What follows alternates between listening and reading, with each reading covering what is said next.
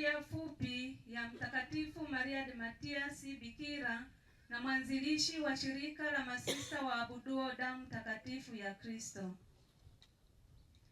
Maria de Matias alizaliwa mjini Vallecorsa, Frosinone, nchini Italia. Kunako tarehe 4 Februari mwaka 1805, akiwa bado mtoto mdogo, alijifunza kutoka kwa baba yake mzazi kwamba Yesu Kristo mwana kondoo wa Pasaka alimwaga damu yake takatifu kwa ajili yetu sisi wa dhambi. Katika miaka iliyofuatia ya ujana wake, aligundua upendo wa Mungu usiokuwa na kifani kwa kila mwanadamu.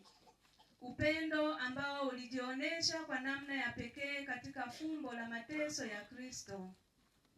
Alijisikia mvuto wa namna ya pekee kujitoa na hatimaye kujiweka wakfu kwa ajili ya Kristo bila kujibakiza katika ile tafakari ya kina juu ya fumbo la msalaba na huduma kwa jirani zake.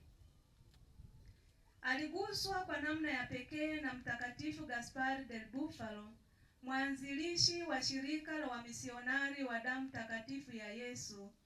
Akaongozwa na mtumishi wa Mungu ambaye ni mwenye heri sasa, Yohani Merini, aliyekuwa mkuu wa 3 wa shirika la wamisionari wa damu takatifu ya Yesu.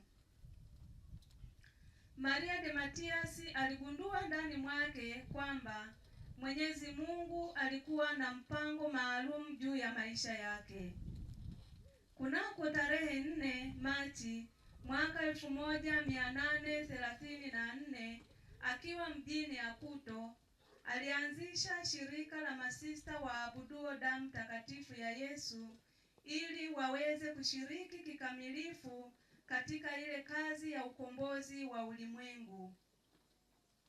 Karama ya shirika imejionesha bayana katika maneno ya Mtakatifu Maria de Matias: upendo kwa Mungu na jirani yetu.